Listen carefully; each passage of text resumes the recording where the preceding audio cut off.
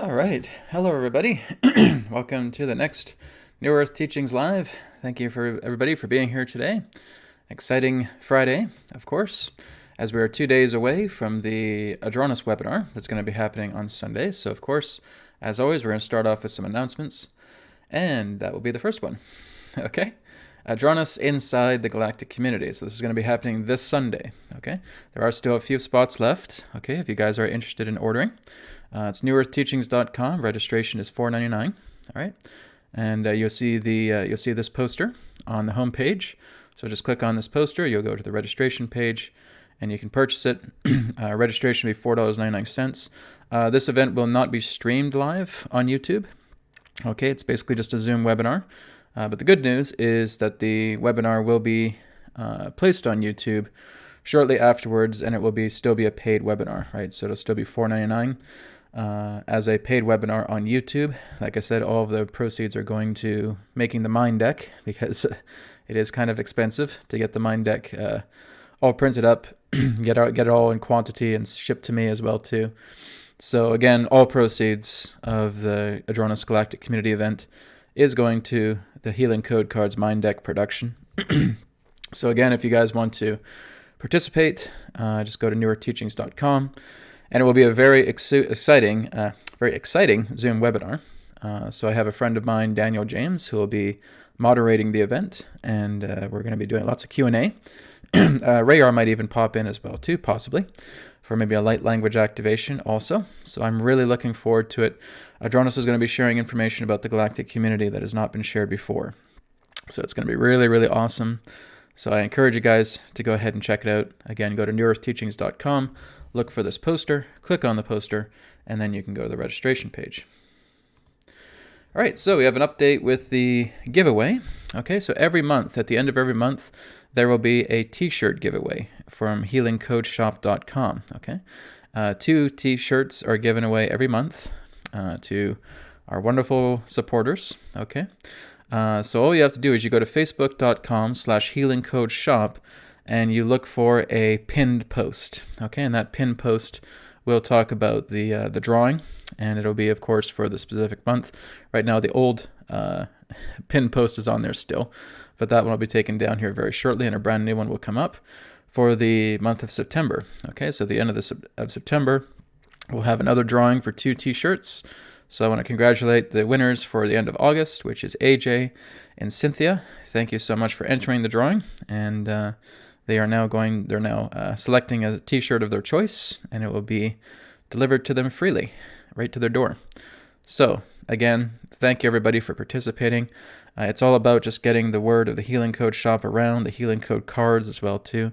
They are game changers, right? It just warms my heart when I'm hearing more and more people emailing me and giving testimonials about what the Healing Code cards and what the shirts, the Healing Code Shop, is doing for them as well too.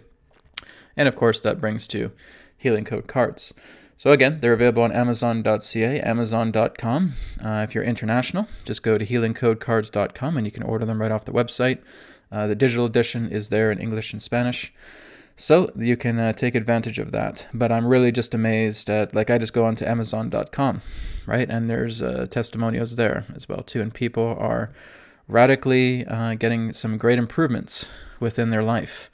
One of the big testimonials I've had in the past, it's actually on the website, is a woman who was able to heal her asthma overnight through the Healing Code card, the lung enhancer, right? And she was able just to look at it for a couple minutes, and she could feel her asthma dissolving away overnight, and it has not come back. So to me, that is phenomenal, right? So I was just really being guided to create these cards, and they work well for me. I've been seeing major improvement within myself as well too, using the cards and wearing the shirts. So again, I'm so thankful that this download came to me to create this, and I'm very, very happy to hear other people are benefiting from it as well too. All right, so those are the announcements for today. Let me bring my camera back on. So what we're going to do today, everybody, is we are going to do kind of a group-based healing, and we're going to spend more time today on Q&A, okay? So we're going to do a group-based healing, distance healing type thing. We're going to firstly start off with a guided meditation. Then we'll be getting into group healing, and then we'll be getting into Q&A. So if you guys do have questions for Adronis or myself, you can go ahead and you can put them into the chat once we get the group healing finished. All right. So again, hello everybody. Thank you for tuning in. From Karen and Valorous, Beautiful Powell, Edgelord, Green Forever, Annette Martin, Gibson, Karen, Annette. Yeah, thank you guys. Thank you everybody for tuning in. All right, so we will go ahead and get started with just a guided meditation, just to get the energies nice and centered and grounded within ourselves. I'll take a glass of water first. Okay, guys, so wherever you are in the world, just feel free to get yourself relaxed, whether you're standing, sitting down, laying down, whether you're wearing the cards or you're using the shirts. There's my little backwards saying for the day. Remember to wear your cards and use your shirts, all right? Okay, here we go. So let's get ourselves nice and relaxed. We can place our hands upon the center of our chest. And we'll take a deep breath in, deep breath out, and once again, deep breath in, deep breath out, and once more, deep breath in, and deep breath out.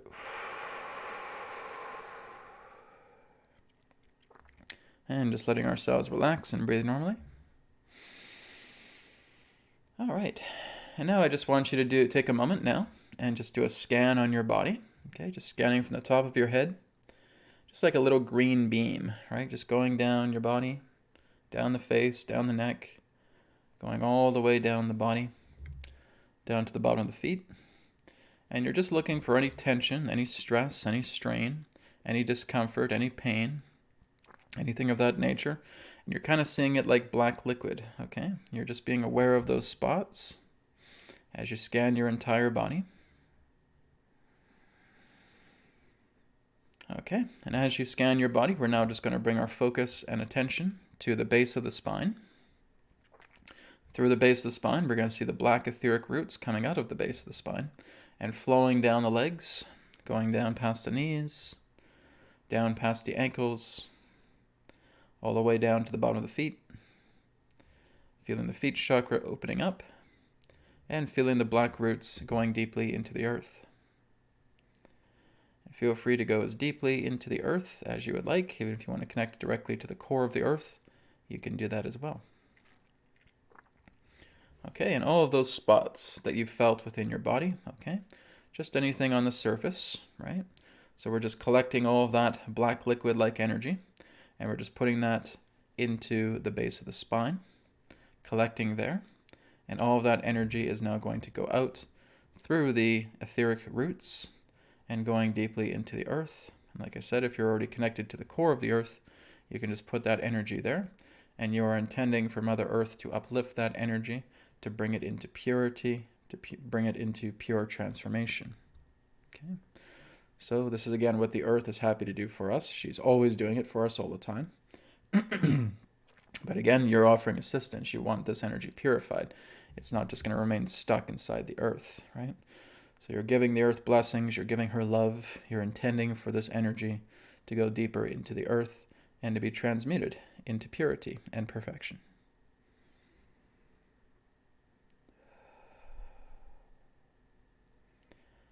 Okay, and now that we are doing that, we are now going to invite the earth energy into ourselves. So all of that earth energy is now coming into the black etheric roots, that brown energy. It's now coming into our feet, moving all the way up our legs and connecting directly to the base of the spine. So again, this is the proper way of grounding, is remembering the brown energy.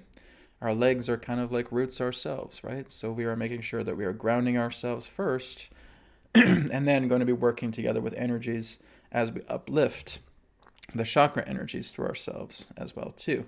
And once we are fully blossomed with the earth energy combining together with our own, we can now invite in spiritual energy, cosmic energy into ourselves. So Now that energy, earth energy, is at the base of the spine, we're going to start off with the root chakra, and we're just going to do some rotation here of the chakra centers. So now just imagining the color red within your mind, like a tomato red, okay? And now we're going to be spinning that energy counterclockwise, like using your finger just to spin it. Counterclockwise, a total of 7 times. 1, 2, 3, 4, 5, 6, 7. Moving up now into the navel chakra, colored orange, like an orange peel. Rotating, counterclockwise, 7 times. 1, 2, 3, 4, 5, 6, 7. Moving up now into the solar plexus chakra. I was almost going to call it the lemon chakra for a second. Yellow like a lemon. Okay. Solar plexus chakra. Counterclockwise. 1, 2, 3, 4, 5, 6, 7. Moving up now into the heart chakra. Colored green like grass. Counterclockwise. 1, 2, 3, 4, 5, 6, 7. Moving up now into the throat, aquamarine. Counterclockwise, 1, 2, 3, 4, 5, 6, 7. Moving up now to the throat chakra, colored ocean blue. Counterclockwise, 1, 2, 3, 4, 5, 6, 7. And finally moving up to the crown chakra, colored violet. Counterclockwise, 1, 2, 3, 4, 5, 6, 7. Okay, focusing now on the belly, taking a deep breath in, bringing that air all the way up to the top of your crown. Exhale, feeling this fountain of energy cascading down the body, rainbow colored, and going all the way down to the bottom of the feet and connecting directly into the perineum. As it connects there, we're now feeling the toroidal field expanding, touching just past the top of our head and the bottom of our feet. And seeing the toroidal field now and just starting to feel it rotate very slowly and softly, gently, counterclockwise. And as it slowly rotates, we're now seeing spirit light coming from within and radiating into the grids of the toroidal field, so into its infrastructure. And now you are seeing this pure spirit white light completely imbued into the toroidal field. All right, so those of you who have tuned in before are aware of exactly what the spirit light can do for you. Okay, so let's take a deep breath in, deep breath out. All right, so for those of you who are tuning into this for the first time, when you're working with the spirit light energy, all you're doing is you're just commanding the spirit light energy to come into your hands, right? So it's like you see this little glow. It's kind of like as if we hold our hand up against a wall, and after we look at it for like a minute, we'll start to feel like a bit of a haze, kind of like a white energy there. That's what we're basically seeing when we're putting the spirit light upon ourselves, right? So if we have a pain in the shoulder here, right, we're just putting our hand there, resting it there for a few seconds. We can even rub it in a little bit, right? And spirit is doing the work, right? You're just saying, spirit, take care of my shoulder, and thank you so much for doing this, right? We want to make sure that we're grateful. We're offering gratitude, appreciation, and thanks, okay? Rub it there for a few seconds, and then 1, 2, 3, 4, 5, brushing it off. And that's the example of anywhere else on the body that you may require it. If it's a headache, same thing, right? You're putting your hand here, okay? Spirit light is on your hand. You're just giving it a bit of a rub, all right? And you can kind of dust it off a little bit afterwards, okay? Spirit light will come upon you as it's within the toroidal field, and it will help to alleviate a lot of these conditions. So just continue to do it, right? Whether you're talking to me or whether you're on your own, okay? Putting that toroidal field up after you work with the chakra centers, just as instructed here. And now that spirit white light will be in the toroidal field, and you can summon it, okay? So that's the next thing we're going to do right now, is we're going to do a group-based healing, okay? So again, some of you who have tuned in before have seen me do this before, and we're just going to do a group-based healing that's effective for everybody who's either watching live or if you're watching this on recording as well too, okay? You can do it also. So we're just going to start off placing our hands upon the center of our chest, and we're going to remember the black etheric roots coming out through the hands, okay? And we're just feeling those etheric roots going into a certain area of the body. I just want you to choose one specific spot that you may feel is aggravating, right? Maybe it's something to do with your liver. Maybe there's problems with your liver. Maybe there's problems with your stomach. Maybe there's some stiff shoulders. Whatever it is, whatever you feel that one spot is within yourself that you want to alleviate today, okay? So I'm just going to give you guys a few moments just so you can kind of, again, rescan your body again and just feel, is there one particular spot that I can work on today that Spirit will work with me on and help to uplift through my body, okay? Bring it back up to source energy, purify it, forgive it in totality, okay?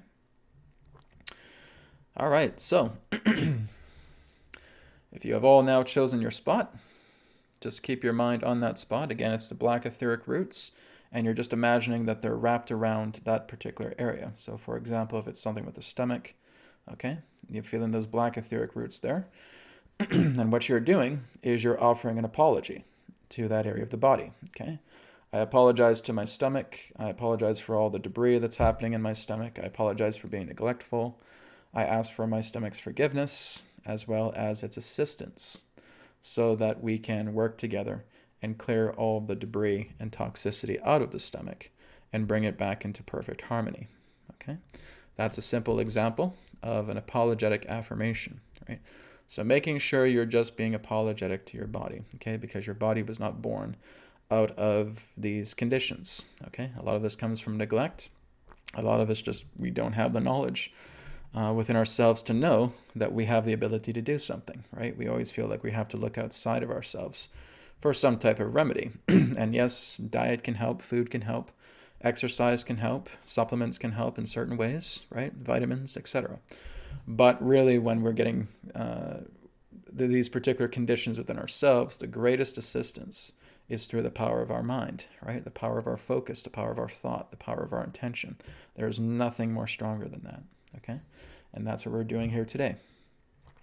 So now that you have those roots contained in that specific area, now that you've done your apologetic affirmation, and the body is now ready to work with you, okay? You're feeling all of that black liquid energy, okay? So like I said, if it's the example of the stomach, you've already said your apologetic affirmation to the stomach, and you're feeling the black liquid of energy that represents the dense energy being collected in the hands, okay? So you're feeling all of that energy being collected in your hands right now, as the body is more than happy to work with you after the apology. Body has forgiven you, and now all of that black energy, black liquid energy, is coming into your hands to be cleared away, all right? Let me take another glass of water before we begin that. Okay, I will now go ahead and bring in Spirit, and we will work with everybody that is participating. Okay, here we go. I command God's Spirit light to completely cancel out, eliminate, and purge all of the black liquid dense energy contained within all of the hands of those participating now live or watching this on recording, uplifting all of that black liquid dense energy from their hands, putting it up into source consciousness to be purified and forgiven in totality. Apply. Okay. Deep breath in, everybody. Deep breath out. And just giving thanks to Spirit, giving thanks to God to helping you out, clearing all that energy out from you. Okay, so if you guys are feeling a lot lighter in the hands, a lot lighter in that particular area of the body, and that is your energy being uplifted altogether. So you also want to just remember to give thanks, right? So whenever you're working with spirit energy, whenever you're working with spiritual energy altogether, it's very, very important that we get into the mentality of thanks, appreciation, gratefulness, okay? So every time that I'm doing that within my mind, I am saying, thank you, Father. Thank you, Father, for assisting. Thank you for your help. Thank you for doing this. I love you, okay?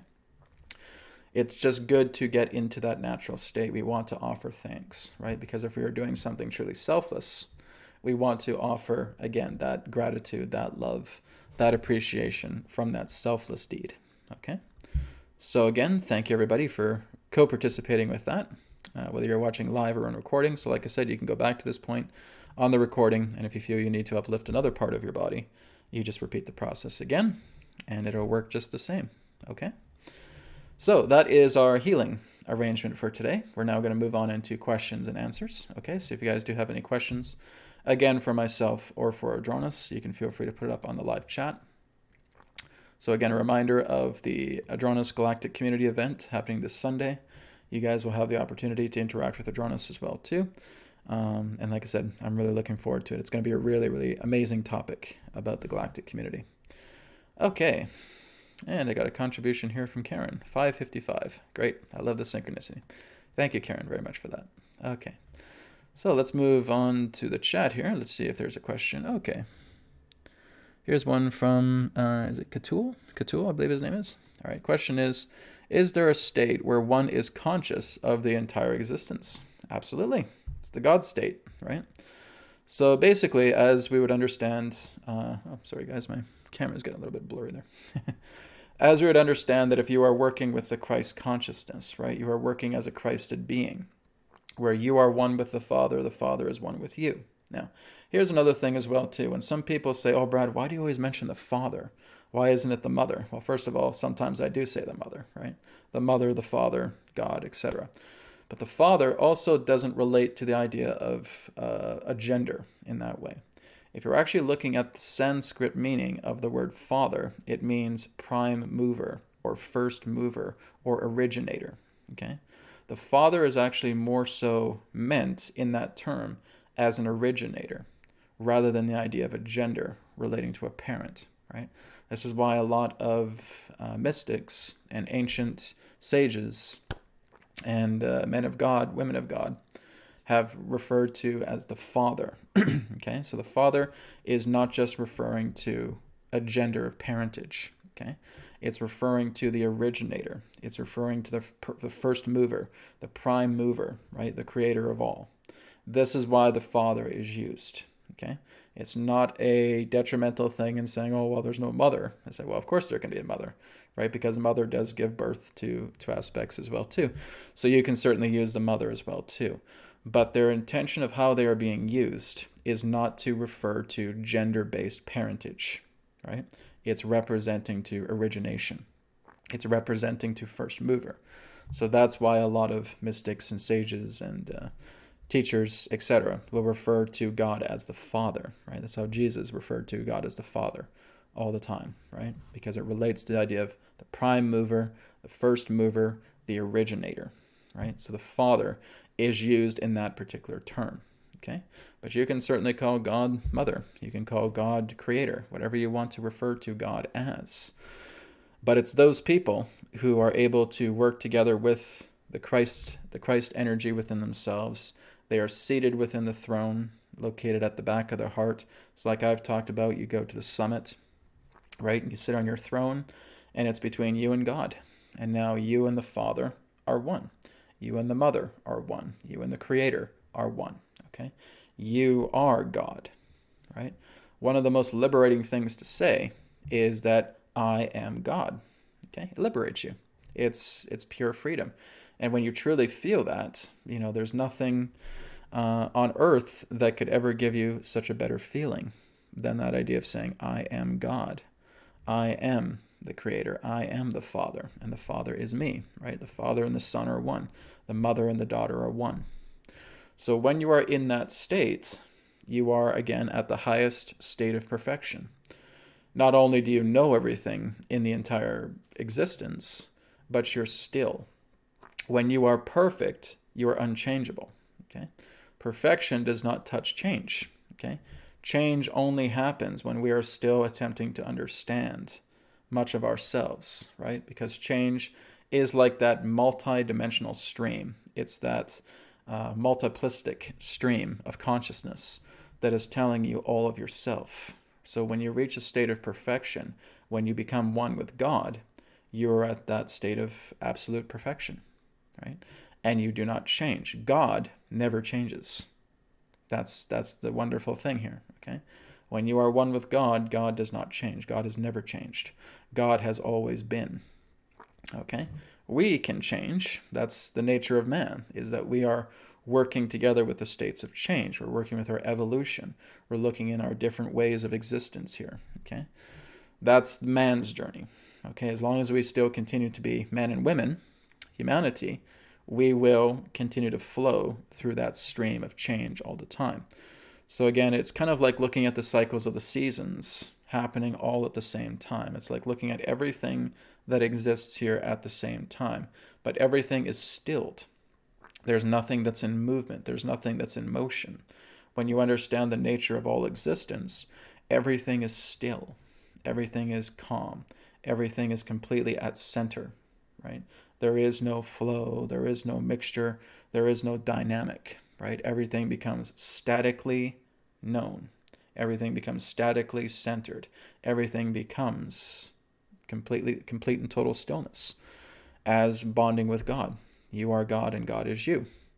That is the state in regards to, you could say, understanding everything, but just reaching a state of absolute perfection where there is no need to change. You are the Father and the Father is you. Okay? So good question, Katul. Thank you for that one. Okay. Yeah. Let me just go back here a little bit more. Wild Sense says, I'm wearing the new Healing Code shirt. It's awesome. Okay, so Wild Sense, do you know how to amplify it? Okay. If you guys do not know how to amplify your shirts, okay, this is a sharing for everybody who has the Healing Code shirts, okay? Go to healingcodeshop.com, okay? And you will see on the nav bar, themes, okay? Click on the theme, that is yours. You'll see a description of that theme, and just below you'll see two blue buttons, okay? The button on the right is downloading the PDF instructions for the shirt, okay? Because I got a few people emailing me and saying, oh, Brad, I thought this thing came with an amplifier. What's going on? And I said, did you guys go to the website? Oh, no. Well, you guys got to go to the website, okay? Because I can't ship instructions with the shirt when it comes, right? So you have to go onto the website. You just go up to themes. You choose your theme. If you got the strengthener theme or the detoxifier theme, whatever it is, right? You click on that appropriate theme. Description is here. Two blue buttons. Okay, the button on the right is to download the PDF instructions of that particular theme. And now you download the PDF and it tells you exactly how you can amplify that shirt. Okay, so you place your hand upon the symbol and you would actually say an affirmation that would actually amplify the shirt 25% more, 50% more, 75% more, 100% more. When I first did it with my shirt, the first shirt I got, I was blown away. I was so filled with energy I could barely even think. The energy was just so powerful. It was a Rejuvenator shirt, the first one that I put on. And it was big symbol. I still have it. It's upstairs. Big symbol on my chest. You put your hand here, and it was the Rejuvenator shirt. So all I said is, Rejuvenator, increase your amplification to 100%, apply. Okay, and I kept my hand there. And within seconds, the symbol on the shirt starts heating up, right? It feels like chi. Of course, it is chi, right? It's prana. And my whole hand was just getting red hot, right? It was just pure energy. And I was feeling on other areas of the shirt, everything was nice and cool, right? But as soon as I'm putting my hand on the shirt, as soon as I said that command, the entire symbol just started heating up with incredible amounts of prana or chi, right? And now I was on a high like, it's on a high like you wouldn't believe, okay? This is what's so amazing about the shirts. The Healing Code cards don't have that function. The Healing Code cards require the amplifier cards to amplify. The Healing Code shirts have their own imbued, built-in amplification to them. And you can also turn the Healing Codes on or off with the shirt as well too. So like I said, if you guys have already purchased a shirt, you got a shirt, you're wearing a shirt right now, but you guys don't know how to amplify it, go to healingcodeshop.com, go to the nav bar, click on your theme, go to its description. You'll see the little blue button there. Download the PDF instructions, okay? And that will show you how you can amplify the shirt, all right? And my God, it's powerful. It's really powerful. I was blown away by how powerful it was. Amazing. Okay, so let's go through the questions again here. Going down the list.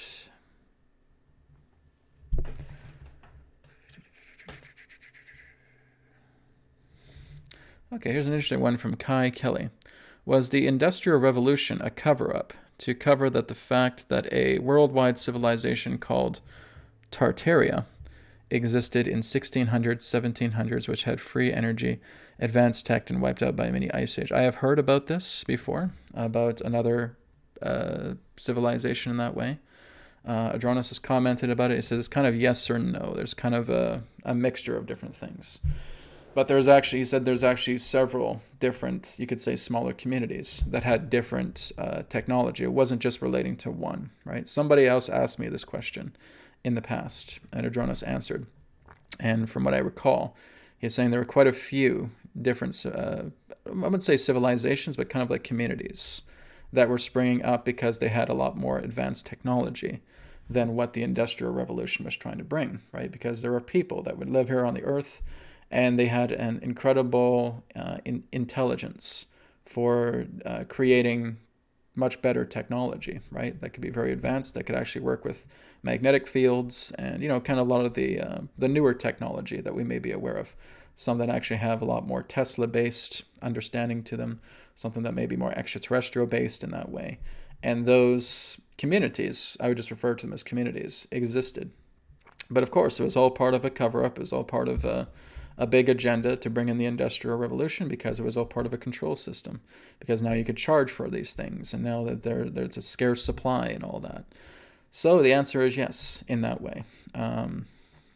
Not really wiped by a mini ice age, but more so in that sense, intrusion in that way. Basically, some of these people being found out, almost accusing their devices of being demonic or being, part of some sort of paganism or something like that, right? Going back to the 1600s and 1700s in that way. There's always some type of fallacy or a person of quackery in that sense, and their devices being either sabotaged or destroyed or something in that particular degree. So Adronis referred to communities of that time. And so there were communities, again, with people that had these brilliant inventive minds, and they would be able to create devices, like I said, free energy devices, right? They would be able to power things. You can look at them as like ancient gears or maybe analog type things. I wasn't too sure what the type of technology was, but something that would kind of be on the line of Tesla, of what Tesla was creating, and other kind of back-engineered ET technology, probably even using crystals and all that. But again, it could be seen as quackery. They could almost be denounced by all these different forms of religious organizations as well, too. So there was infiltration that happened. There certainly was time of, I wouldn't say a mini ice age, but there were times of environmental calamity as well, too. But back in the 1600s and 1700s, yes, this Industrial Revolution was brought forward through scarcity. And again, to create pollution, create toxicity, right? To basically affect people, to basically dumb them down a lot more. So yeah, basically if we're looking at many of those ages from the post-industrial revolution and back, right, we can see all levels of different types of corruptions. There were really brilliant inventors, even going back into the Iron Ages, the Bronze Ages, etc. And they too had different forms of technology that was available that could actually help people a lot more. Even different types of healing devices, maybe the same things that you would see like in Atlantis or even ancient Egypt, that were again confiscated or denounced in that way. So this has been happening for generations, where we have all of these different types of free energy devices or healing devices, or just really magnificent states of technology that are simplistically constructed, even through the power of our own consciousness, to do these things. But again, they'd be denounced as paganism or some type of demonic worship or the devil's instruments and all that. It would all be denounced by churches quite commonly. And they'd be seized, and the people would be seized, and they could be trialed and then be put to death. So yes, this is, again, a level of corruption that has been happening, not just in the pre-industrial or industrial revolution, but even before that, right, going back many thousands of years. But that time is now going to start changing, where, again, we're getting the parasites out of society, right? And that's what's happening right now. We're going through this transition. We're noticing exactly where a lot of these parasites are, and they're going to be held accountable for everything that they share, because once this is all exposed, and, we realize that this whole idea of a plandemic, a scandemic, really, as I've called it, has all been engineered, there's going to be those people held accountable, and they can't get out of it, right? And that's basically taking care of all the riffraff here on the planet, so that we can start bringing in these types of technologies that have been in development for thousands of years by brilliant minds. So That's a good point, Kai, and thank you very much for sharing that. All right, I appreciate it. Okay, let's go down here a bit more. Okay. Okay, here's one from Shea. Shea says, is there a difference in working with the energies of Father God as opposed to Mother Goddess? Not really. It's all just based upon, the feminine and the masculine in that way, in that particular degree. I mean, basically, whatever you ask of the Father, you can ask of the Mother, and you will receive it just the same. There's times, again, where I've talked about the Mother, right? And I'm on my couch, I'm meditating, I'm working with the Mother. I feel this warmth, I feel this softness, I feel this nurturing energy, I feel this nourishment. When I'm talking to the Father, I'm feeling this kind of great protection energy, this great strength, but also this kind of delicateness as well, too. So it's a preference, but whatever you ask Mother, Father, God, you're really just asking the one God, right? So you're going to be receiving it.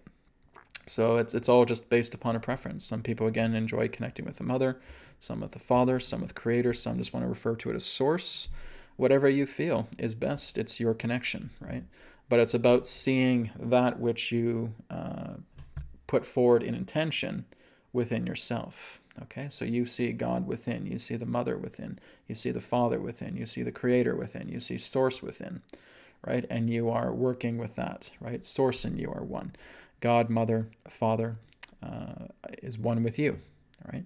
And you are working with that. So, no, in regards to your intentions, they will always come to pass because God will always work with you, right? God is neither feminine nor masculine, right? It's the idea of totality. It's this and that, right? It's what we connect to in regards to relationship that determines that energy of what we perceive as God to working together with us, okay?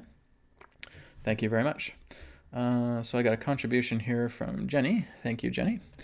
Thanks for your wonderful generosity and great work. With love from South Africa. Enjoying the readings of the Masters of the Far East, Amanda and Jenny. Thank you very much, guys. I appreciate that. And like I said, I was in South Africa last year, and I had a great time there. It was wonderful. I got to meet Michael Tellinger. There's actually my interview with Michael Tellinger on my YouTube channel as well, too. You just go onto my YouTube channel, you type in Brad Johnson, Michael Tellinger. You'll see our interview coming up. We had some really great, fascinating discussions. South Africa was just very, very unique. There was things there that I saw that I just could not believe existed. There was fossils everywhere, and giants, remains of giants everywhere as well too. Remember the gigantic footprint? That's actually on my Facebook photos that I was just standing right next to. Amazed me. So I mean, there was nothing short of amazing when I was there. So thank you for that. I appreciate it. Okay.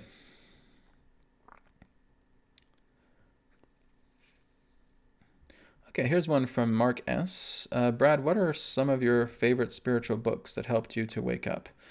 Well, again, if I was to recommend one book series right now, it would be Life and Teachings of the Masters of the Far East, right? But when I was first starting to awaken, I didn't really read too much books. There was a book of Daniel Brinkley that I read when I was just starting to wake up. I think he was talking about his near-death experiences. I don't remember the name of the book. But what I did a lot more when I was first awakening was the solfeggio frequencies, right? I listened to those things religiously every single day, right? So I'd create a CD of it. It was back in 2008, so I'd create a CD of the 7 solfeggio frequencies. But that's one of my websites, guys, solfeggiotones.com, right? And I'd put that into my little CD player at the time, and I'd go to like my library, and I'd just find a nice little quiet spot in my library. I'd sit on like a chair, put my CD player there, have my headphones on, and I would just vibe in, right? And I would just breathe, and I would just do that so much, so often. I'd say it was probably about a full 8 weeks that I dedicated into just listening to the solfeggio frequencies about 2 or 3 times per day, and that elevated me big time. Okay, that's not to say that's going to work with everybody. Okay, that worked for me. I was also the very first book that I read in regards to my spiritual journey was Learn How to Meditate.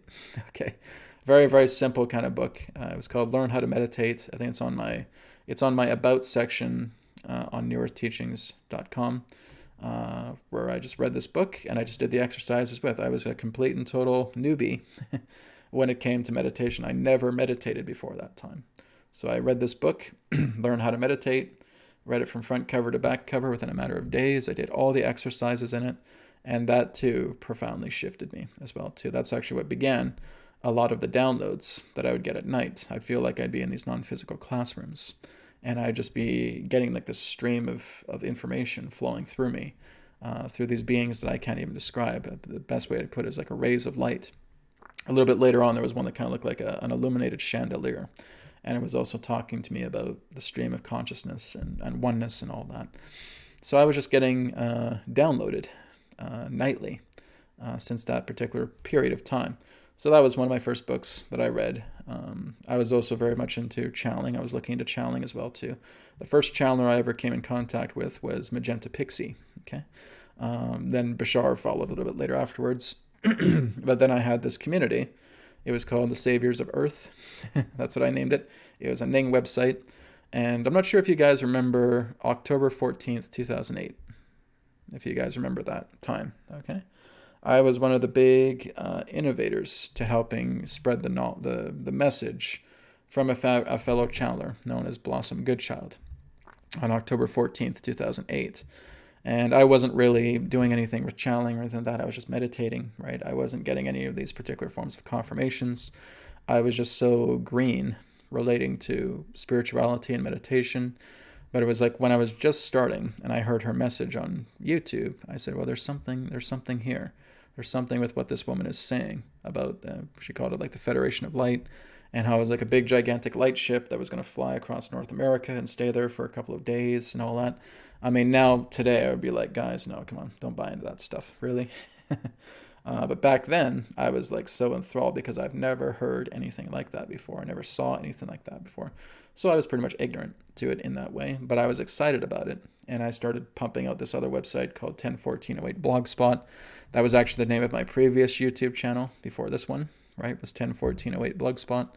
And of course, nothing. Well, here's the thing. Some people say nothing really happened October 13th, October 14th, but a couple days before that time, on Vancouver Island where I was living in Victoria, half of the island lost its electricity, and there was no explanation given for it, right?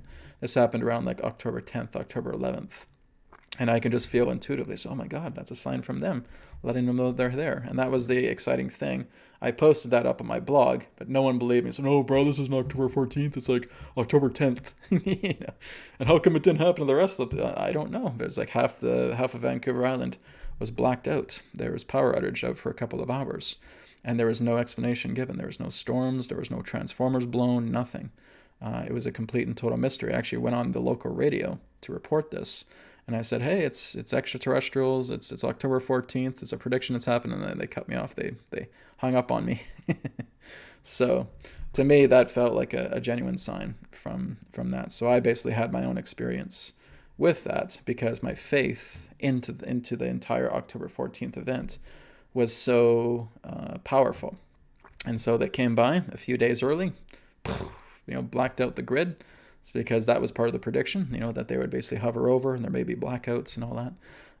And that happened in my neck of the woods. So, and I was even telling Blossom Goodchild that as well, too. So I can't remember too much of the conversation, but I told her about that. So she was quite amazed. So anyways, those were the roots of my beginning. And after that, I just kind of got out of that whole Federation of Light stuff. I started looking into my own stuff. I didn't really rely on other people's information. I looked more into my own stuff. And as I looked more in my own stuff, I found people who corroborated with that stuff. And I would start talking to them because there's corroboration. But that was something where I learned a lot because people just want to have everything hard fact, hard evidence. No, if it's October 14th, it needs to be on October 14th. It can't be like on October 10th. And it can't just be over here on Vancouver Island. And, and people are just getting very, very cynical about it. So I'm just telling you guys the very, very beginning of my time when I first started to work with a spiritual awakening. And that October 14th event was a big part of it, right? So again, I'm not too sure if you guys remember that, but if you don't, that's the story of the October 14th. And I was one of the biggest hypers about that. I had a website. It was getting hundreds of thousands of people's attention about this. So it was a big deal, right? People were really getting into this. There was even talk about like on local news about October 14th, right? So it went off into a very, very large gathering of popularity with people over the internet. It was an internet phenomenon back in October 14th, 2008. So a little bit of ancient history for you guys there. Okay. So just going to go down the list. I'm just kind of looking again for questions that I feel would be good for many people, guys. I know there's a couple personal questions here. If you guys do have personal questions for me, please just email me, okay? info@newearthteachings.org. I like to kind of keep things kind of semi-personal and general here on this chat, okay?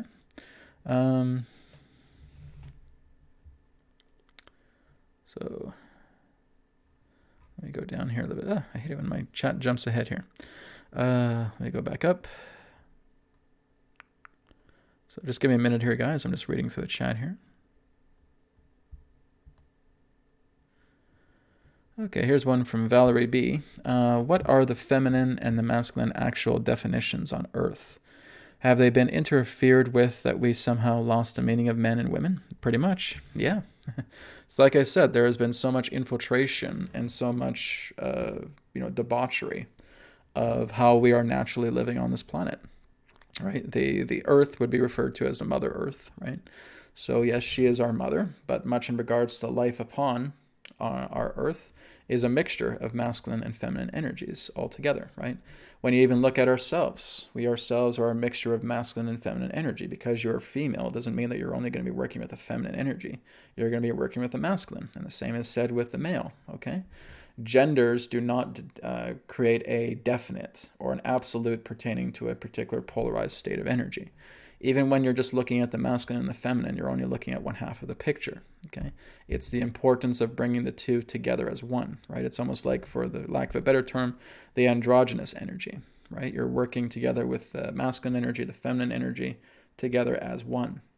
When we're going out, we're looking at the mighty mountains, in our local area, where we're looking at, again, a mixture of masculine and feminine energy. We're looking at the mighty trees. We're looking at a mixture of masculine and feminine energy. We're looking at the animals, masculine and feminine energy, right? We're looking at the elements, masculine and feminine energy, okay?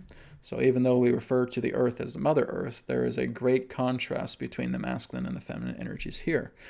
The whole key in that sense of moving yourself into the higher states of consciousness is to be with God, right? That's simply the whole key here, is to move into the deepest states of your own creational levels that go beyond levels, that you are one, that you are God, and that you are love. Now, we are not born with love energy when we come into the world.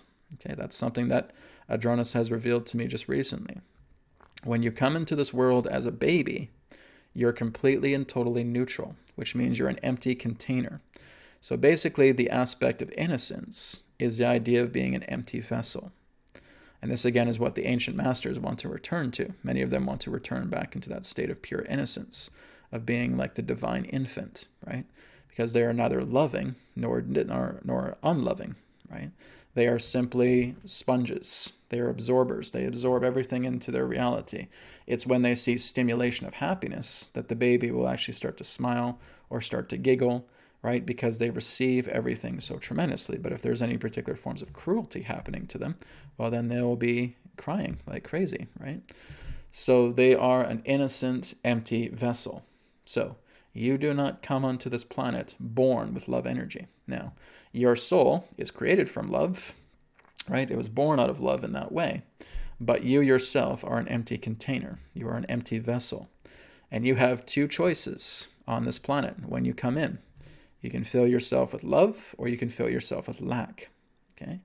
Now, when you are filling yourself with lack, because this universe is a little more biased towards love, whenever you're putting lack into yourself, there's always going to be a counter reaction relating to love energy, because love energy is more favored here in God's universe, okay?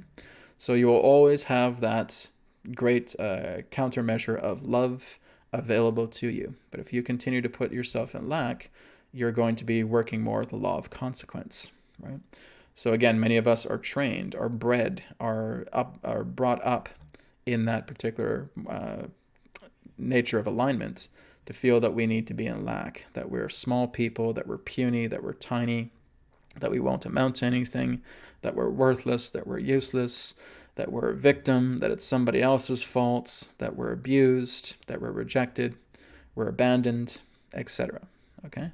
And we get into that mentality, and God will not interject into the idea of what you decide to work with, whether it's lack or whether it's love, because he has given free will. Okay? So through that free will, we have the choice of saying that I'm an empty vessel that comes into the world. I decide whether it's love or whether it's lack. Okay? So when we start bringing a lot of love energy into ourselves, we go back into our natural vibration. Okay? Love is natural. Lack is unnatural. It is an unnatural energy. It is that which has been created by man. And it has reigned supreme upon this planet for many thousands and thousands of years. And so we have gotten so used to being in lack. That's all part of the agenda operations on this planet by those who believe themselves to be rulers. Okay, is to basically keep the commoners feuding with each other, keep them fighting, keep them separate, keep them angry with one another, keep a blame game going, let them always be in despair, let them always be fighting, let them always be, quarreling with everything that life has to offer.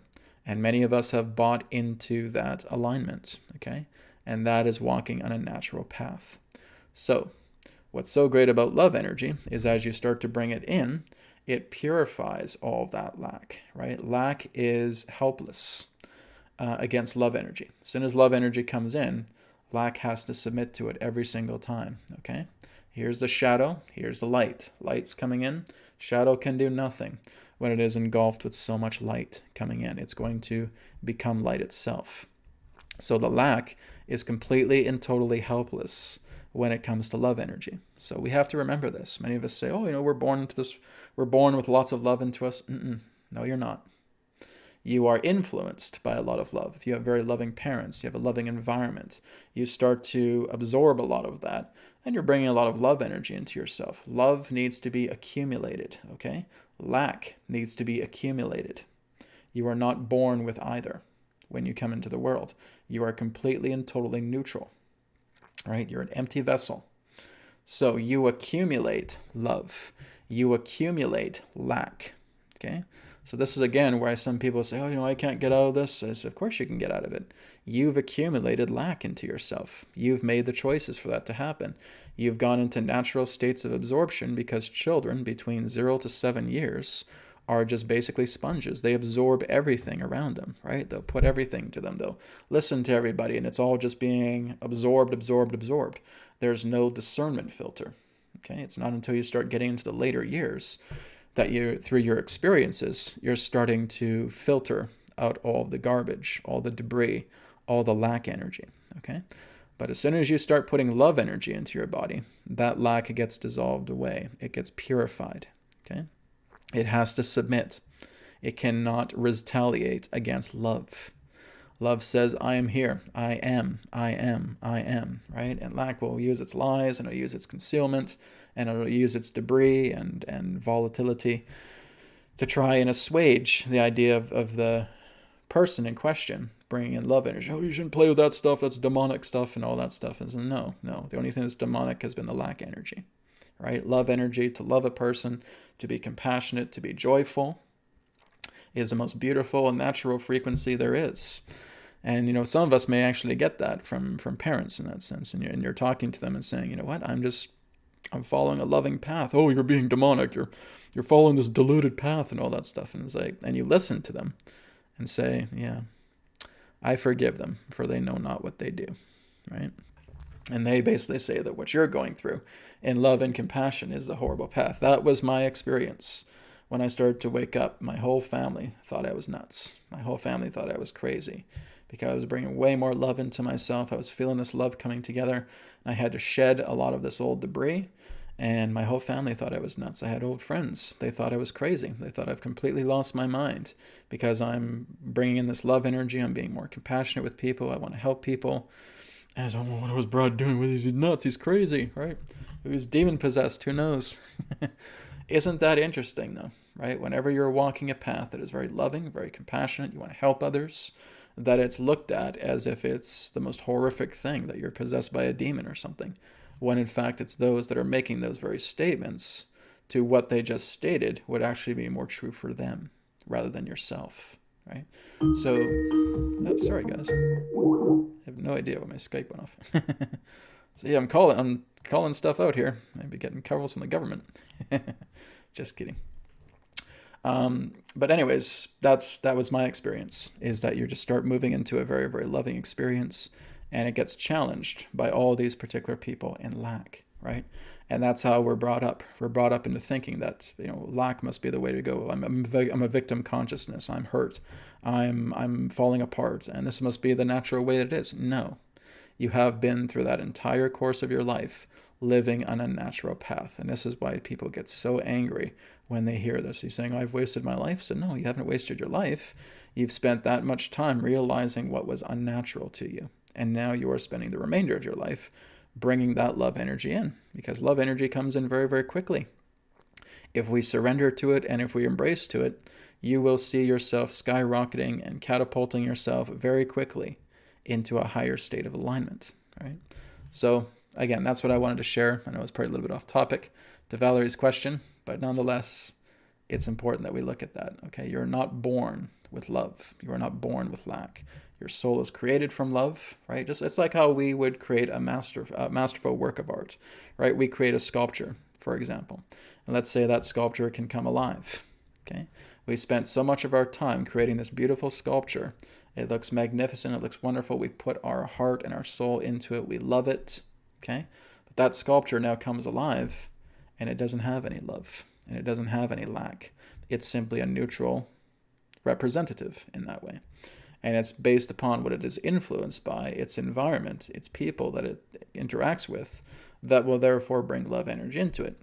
So they look at your smiling face and now they start to smile because they are receiving that love energy, you see?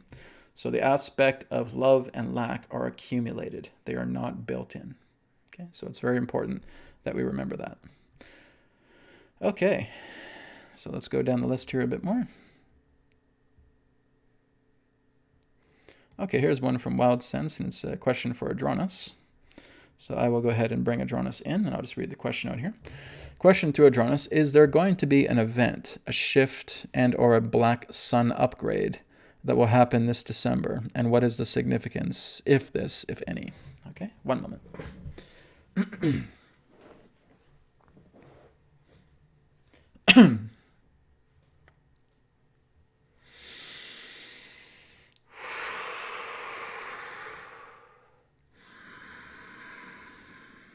Terra.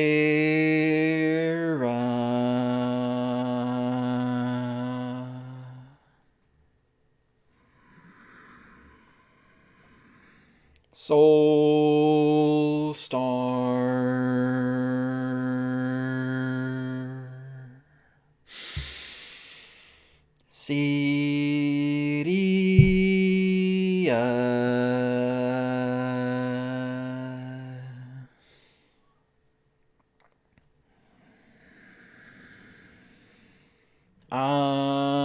Adronis.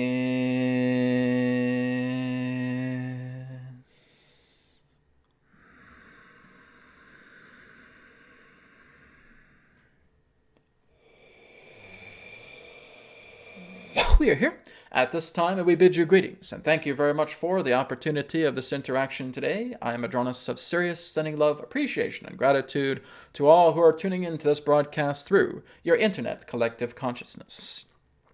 We thank you very much for your question relating to the idea of the shifts that are moving forward in this upcoming solstice. Well, understand that the shifts that are taking place is much more of a local property, which means in that sense that your Earth is going through certain forms of trend and shifts.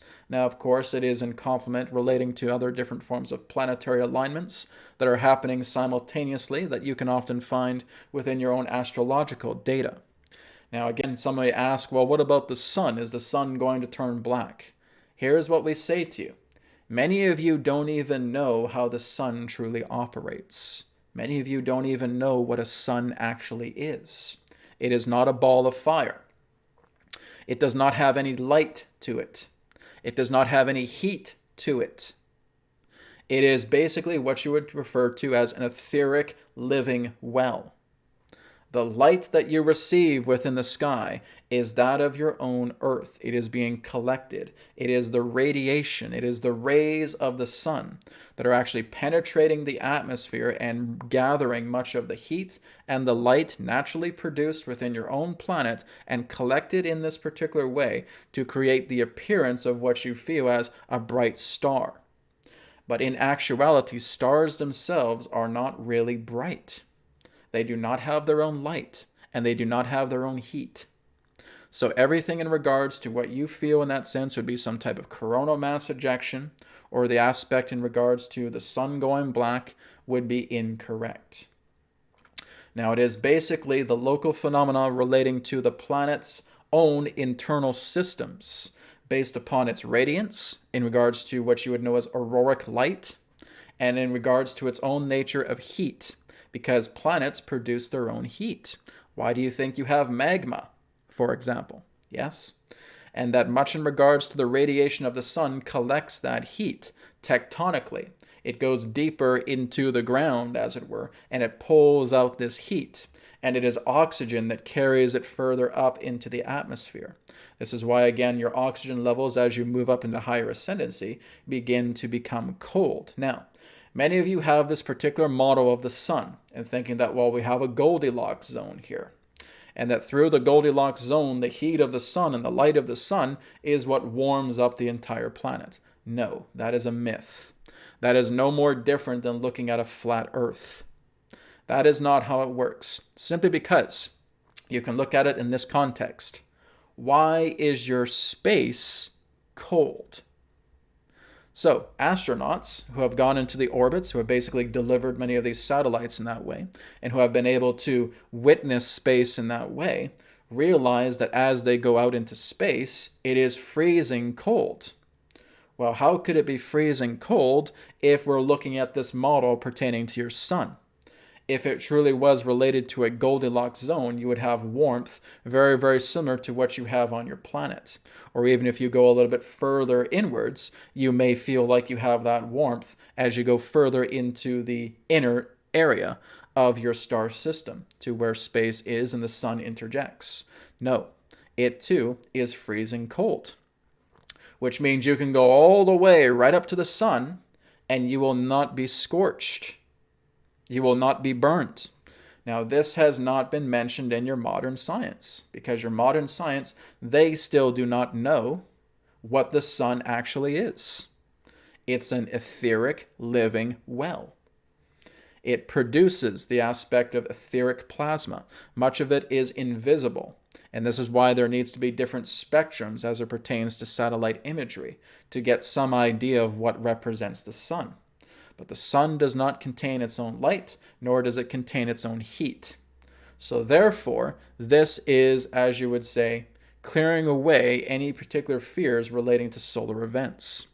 Now, you certainly do have corona mass ejections, but this relates to the idea of the rays going into higher states of output in that way, and that it is often charged through the idea of etheric plasma together in states of water.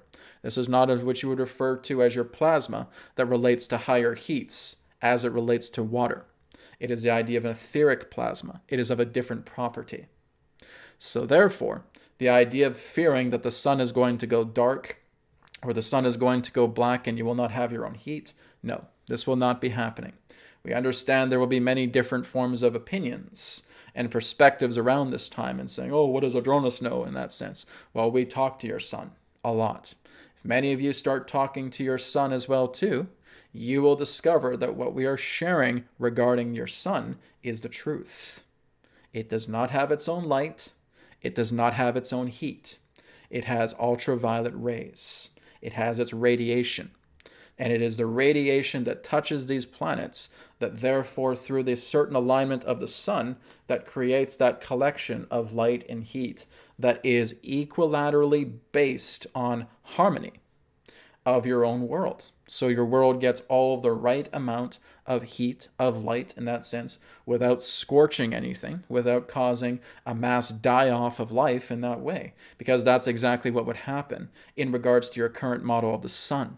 If it was just a giant furnace, a giant ball of fire, many of your planets would get scorched in that. If the sun basically created a coronal mass ejection of great light and great heat, your planet would be scorched. And this would just be from a simple coronal mass ejection. You could not avoid that. When there are coronal mass ejections, it is again the evacuation of this radiation. And this radiation gives much more of a burst. relating to the electromagnetic fields. Now, here is actually another particular myth. Your Earth is not depleting in regards to its magnetic field. It is being maintained by the sun. It is not being scorched away. It is not being diminished in regards to the nature of the sun. That too is incorrect. So when there is, in that sense, coronal mass ejections that are taking place, this is actually a benefit to your solar system. It is not a detriment. All right? So this is what we can share all together. Should you want to know more about your sun, well, we would suggest you connect with the sun and talk to the sun yourselves. If you do not want to believe us, you don't have to. But talk to the sun yourselves. Many of you have this capability. And ask the sun, do you have your own light? Are you a ball of fire? Are you a giant furnace? And the sun will tell you truthfully. All right? So we thank you very much for your question. We will say that again, as the movement happens from December 21st of this year, yes, there will be a lot of local phenomena, a lot of local shifts taking place. And of course, everything in appropriate planetary alignment that again is in complement to astrological data that you can discover that is moving you into a lighter period.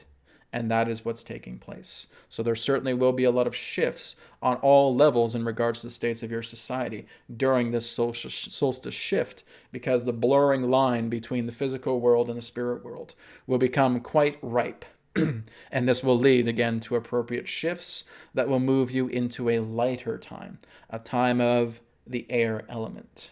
All right? We thank you very much, and we will now return to the conduit. Goodbye for now.